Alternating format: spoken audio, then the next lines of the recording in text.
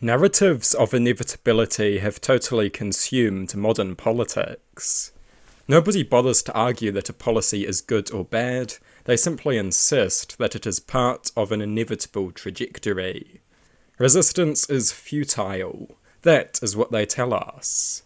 This argument is used over and over again to advocate for artificial intelligence. It is also employed by both the political left and the political right. The left insists that people should accept social progress because it is just inevitable.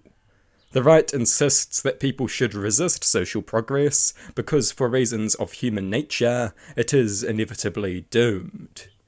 Arguments that appeal to some vague sense of inevitability are widespread. This is intellectually weak.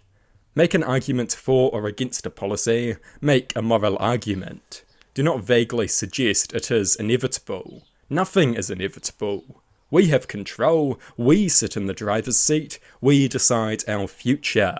Nothing is thrust upon us. This narrative exists only to breed complacency in the face of morally questionable political agendas. It enshrines a belief that certain policies should be tolerated, regardless of whether they are good or not, because they are just inevitable, necessary to keep history moving forwards. It turns out you can justify any policy with this reasoning. The left will use it to justify progressive social policy. Then the right will use it to justify neoliberal economic policy. It is just necessary. This is the inevitable course of history. That is what they say.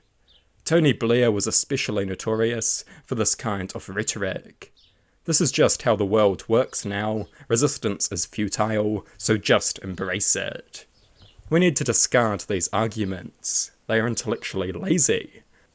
They deliberately attempt to remove morality from the argument. It is not about whether an idea is good or bad, it is about forcing it into a narrative about what the future has to be. Often such arguments are used to compensate for a lack of substantive moral arguments for a policy. Artificial intelligence has seen major increases in the use of this narrative. Every second person will tell you that AI might be bad, but we just have to embrace it because it is the future. No, it does not have to be the future. Nothing is inevitable, everything is a choice. We are not slaves of progress. Humanity does not exist to serve progress. Progress exists to serve humanity.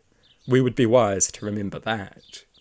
Progress for its own sake will outpace our own capacities. It will render us obsolete and incompetent.